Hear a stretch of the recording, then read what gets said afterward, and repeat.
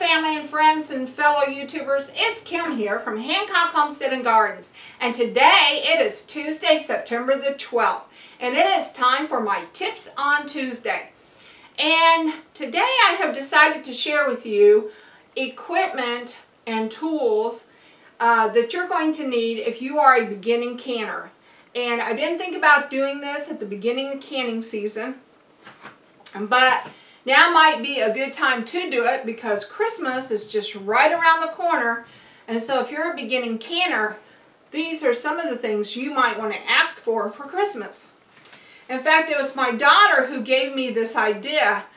Karen, who does the canning with me on different occasions, said, "Mom, can you make me a list of some of the canning equipment that we use?" And I thought, you know, that might be a good idea to do for a video. And at the end of the video, I will put a list of these items that I'm mentioning today. Okay? Now, the first thing that any good cook needs is a cookbook.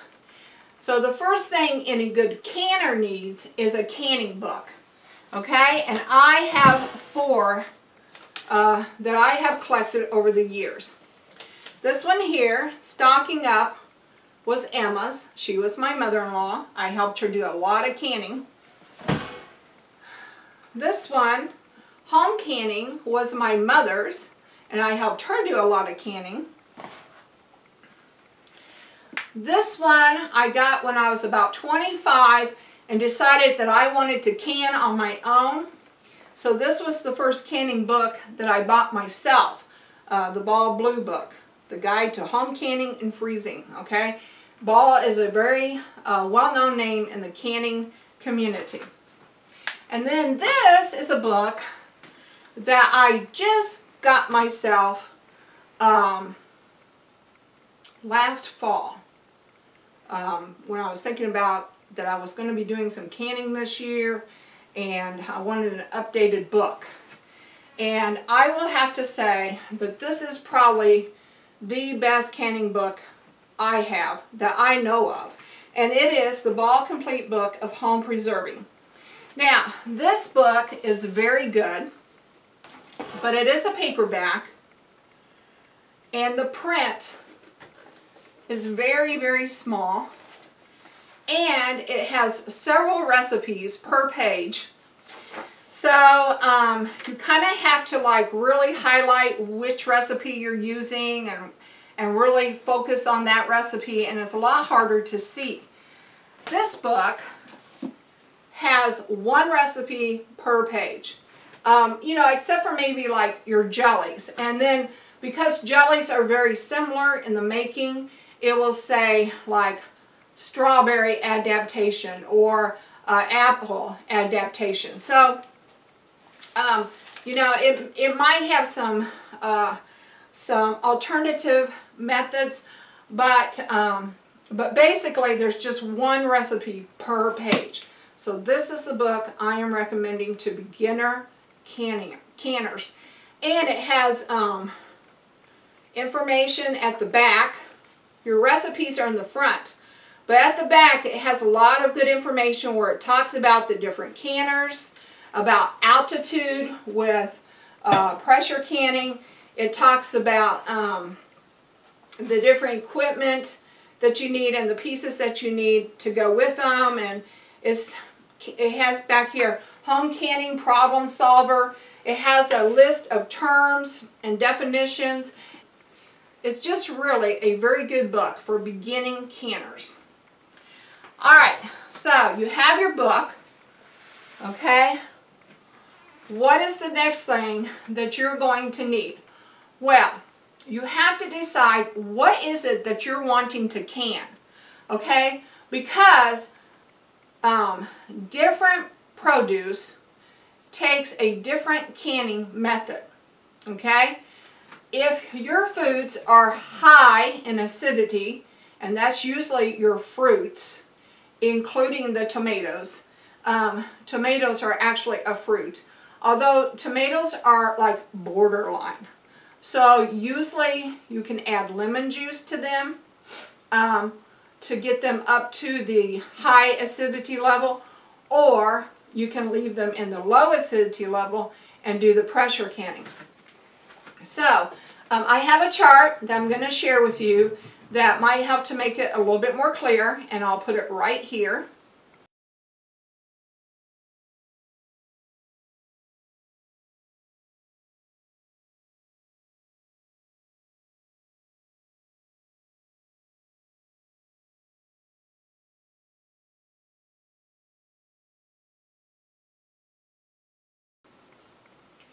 Okay, so for your high acidity fruits, you are going to use probably water bath canning. And this is a water bath canner. And really all it is it is a very deep pot that is deep enough that you can set quart jars down inside and still get an inch of water space over the top and still have a little space at the top so your water doesn't flow over. So it's a very deep pan. Okay? Inside the pan is a rack that you can set up here like this, and then you can put your jars on the rack, and then you will lower the rack into the water.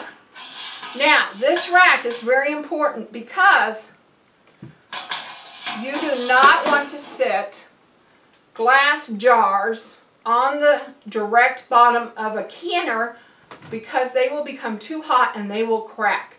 You have to have that metal rack in there as sort of a barrier, okay?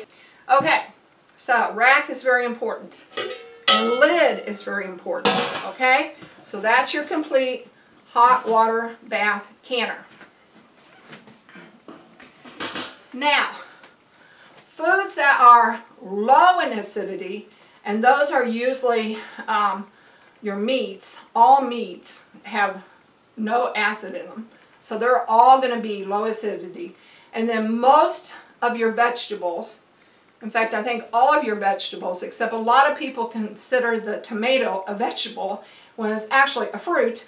But anyway, all of your vegetables and your meats need to be pressure cooked, okay, in order to get rid of the bacteria.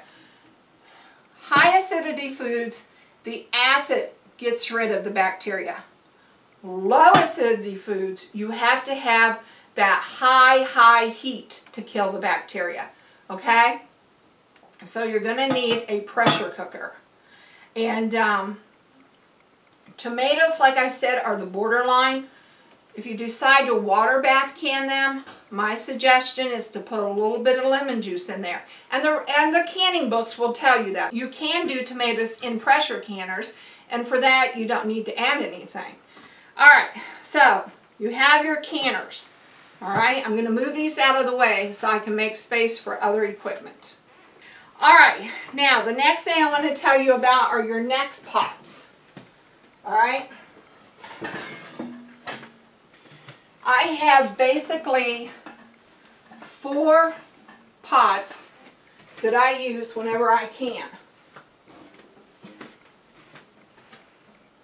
Okay.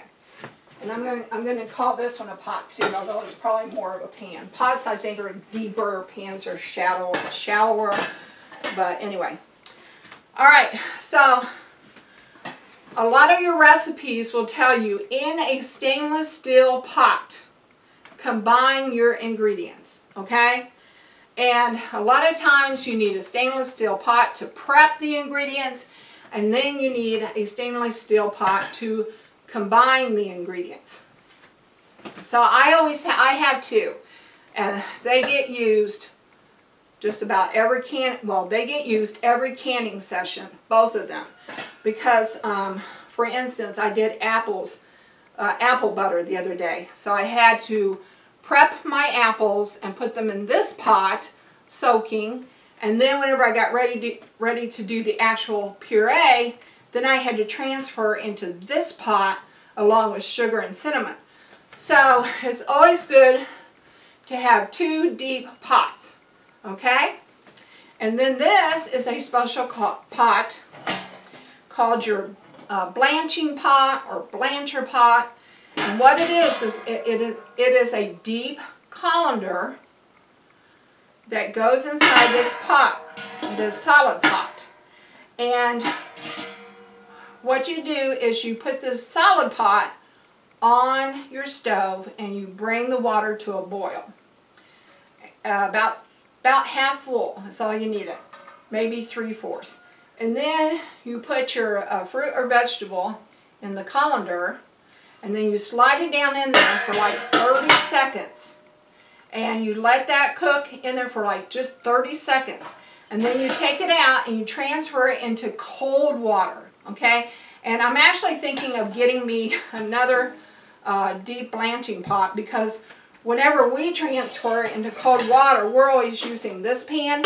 And as you can see, this pan's not quite deep enough. So it might be a good idea to actually have 2 of these, okay? Because then you transfer it into ice water, and the ice water halts the cooking process and allows you to peel your produce faster. By blanching your produce, you're also encasing the enzymes and the vitamins to preserve them. So that's your blanching pot. Alright, and these 2 stainless steel Revereware pots are 8 quarts. Okay? Alright, so you have your pots to go along with your canners, because you have to prepare your foods before you can use the canners.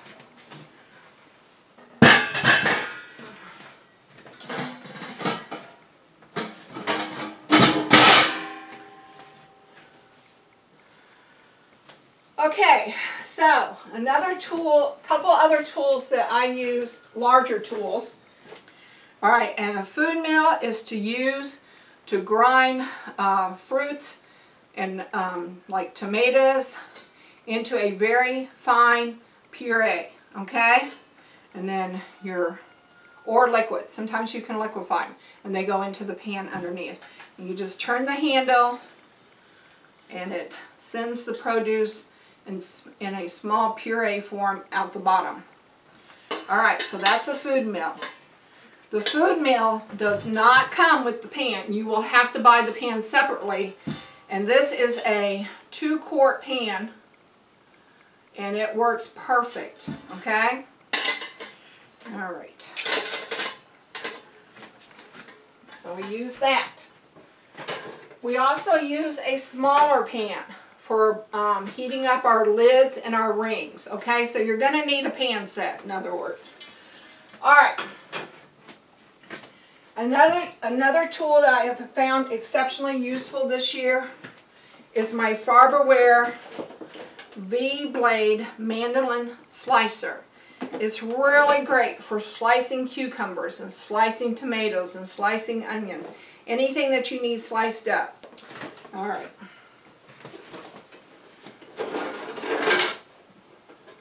Okay. My next item on my list to get is a dicer. Okay, so that's what I'm going to be asking for Christmas, is a dicer. But because I don't have a dicer, you want to make sure that you have 2. Well, not 2. You don't have to have 2. If you have a friend around or a daughter around, you might want to make sure you have 2 so you can tell them to help. But you need a very sharp paring knife. Okay, so now for the smaller tools. I highly recommend a set of the Pyrex glass measuring cups, all the way from a 4-cupper to a 2-cupper down to your 1 cup, okay? If you can have this set, it will come in very handy, because you will do a lot of measuring, and you will do a lot of conversions. Like it might say that you need 10 pounds of apples, okay? And you're like, well, you know, how do I know 10 pounds? And that's another thing you can get. You can buy a scale so that you can measure your apples on a scale. I have found it much simpler to do the conversion. And the conversion is 3 cups of apples and like 3 cups of pears and 3 cups of tomatoes equals 1 pound, okay? So learn the conversion. Now 3 cups is not true for everything. You have to look it up, but you can find everything on the internet now. And they even have conversion charts in this book, I believe, is where we found one of our conversions. I hope I'm saying that right. So, I like to do the conversions. Instead of weighing, I like to convert to cups. And usually it'll be like 1 pound equals 3 cups. And that's where your 4 cup will come in really handy. Okay? Alright, so I have those measuring cups. I also have a set of the smaller measuring cups. Your 1 cup, your half cup, your 1/4 cup, and your 1/3 cup. Because a lot of times it will say add 1 cup of sugar or a half cup of sugar or, you know, 1/4 of a cup of cinnamon. Whatever the recipe is calling for. And it's nice to have the smaller measurements, okay? So then that takes you down to your teaspoons and your measuring spoons, I should say. Because after you get below the cup increments, then you'll go down to your tablespoon, your half tablespoon, your teaspoon, your half teaspoon, your 1/4 teaspoon. So you need your little measuring spoons, okay? Alright. To go along with your Revereware pans, where you're actually stirring the recipe together, you're going to want a solid spoon and a slotted spoon. A lot of times it will tell you, with a slotted spoon, transfer the produce into the jar. Okay, they want you to have the juice off of it first. Now you'll go back and you'll add a little juice later after you've got it packed as full as you can get it, but you start with a slotted spoon. So, solid spoon, slotted spoon to go with your pans. Okay, and you need a ladle. Okay, you have your funnels. Then you have your jar grabbers. Okay, this is for moving your jars from your hot water bath out onto the table to cool off, and for putting your jars into the hot water bath or the pressure canner, because those jars are going to be hot, so you have to have a jar lifter. Okay, and then you will need a magnet to be able to get your lids and your rings in and out of the hot pan. Okay, now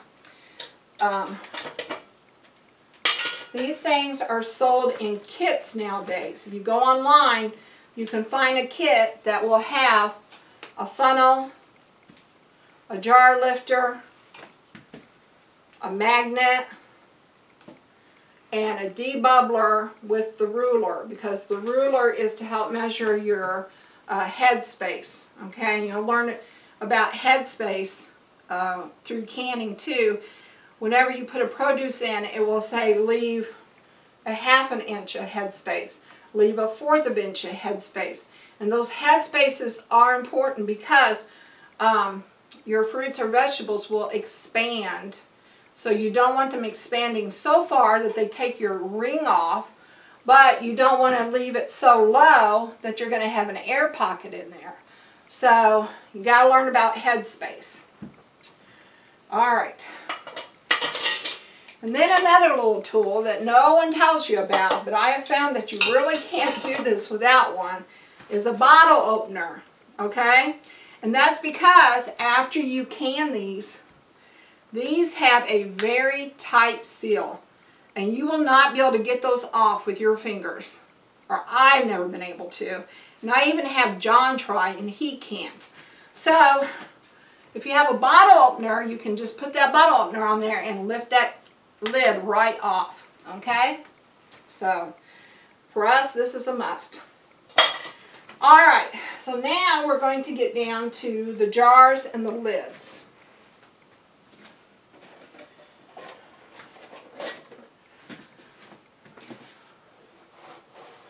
When you can your produce, you can pick the size jar that you want to can in, okay? And usually different things requires different jars. For instance, usually if you're canning jellies or butters, you'll put them in a jelly jar, because who wants a whole quart, you know? Okay, but if you're canning tomato sauce, then you're going to want a quart jar, because that's usually about how much you're going to end up using. You might go down to a pint, but usually people do them in quarts. Okay, so there are 3 different sizes of jars. Well, actually, I shouldn't say that, because there's a lot of different sizes of jars, but these are your 3 most standard sizes, okay? And that is your quart jar, okay? And your quart jar will either come in a wide mouth or a narrow mouth. Your wide mouth is for packing heavy items like vegetables or apples, pickles, those kind of items, meat. Your narrow mouth jars are for packing sauces like tomato sauce, okay? Now, you can pack tomato sauce in a wide mouth jar, and you can pack pickles and apples in a narrow mouth jar. It's just not as easy, okay? So, all right. And then you have, these are quarts, okay? And then you have your pint jars, okay? And these are the pints. And the pint jars come in wide mouth and narrow mouth, okay? Once again, your wide mouth, if you can see, I put pickles in here. Now, I could use the narrow mouth for apple butter or jelly, because it's not so bad to have this much on hand of jelly. But, you know, if that's too big for you, then you can go on down to the smaller jelly jars. All right, so usually when you go into the store, they have a canning section. And when you go back to the canning section, you're going to find boxes of 12. Okay? Now, my suggestion is do not throw your boxes away, because after you get finished using what's in them, using what's in the jar, you put the jar back in the box, and you can use it again in the future as long as it doesn't have any chips or cracks. Okay? So don't throw your boxes away. They make excellent storage. You can even store produce in these, but do not stack them on top of each other. Okay?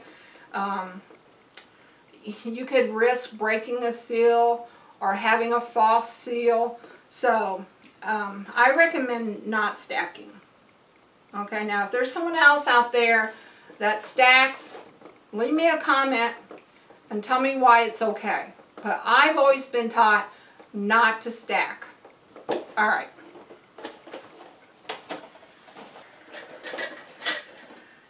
Okay, so your jars you can reuse. The rings you can reuse. The lids that has the little rubber around them, you cannot reuse. Although I have heard that they are making reusable lids nowadays. I have yet to try them. I guess I'm a little old-fashioned. But if you're using one of these type lids that has the rubber around the edge, you can only use it one time, and then you have to throw it away because it will not make a good seal ever again. But your jars will still be usable as long as there are no chips or cracks. And your rings will still be usable as long as they're clean and no rust. Okay? Alright, now, so now you can buy boxes of just rings and lids. Okay? And you can buy boxes of just lids. Alright? So that you're not always having to go out and buy the whole set again. Now, lids and rings come in 2 different sizes. That's it. That's all you have to remember, 2 different sizes.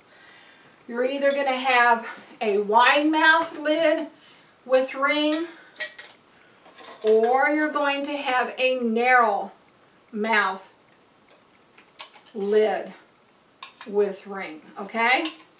Because there are only two types of jars. Wide mouth jars, narrow mouth jars.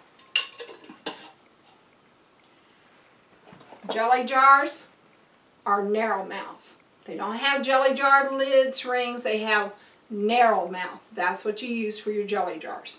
Narrow mouth. Alright, I think I have covered just about everything. Hang on, I see a couple other things. A lot of people don't think about these as being tools, but let me tell you, you can't hardly do it without them. You're going to have a rag, and you're going to have a tea towel. And I like these white ones that can be bleached. You want to, after you take your jars out of the canners, you want to have a safe place to set those hot jars. And these tea towels work perfect. And before you process, you're always going to wipe the rim off to make sure there's no residue. So you're going to need a rag. Clean rag. Alright, and then, of course, you're going to need a set of pot holders. Okay?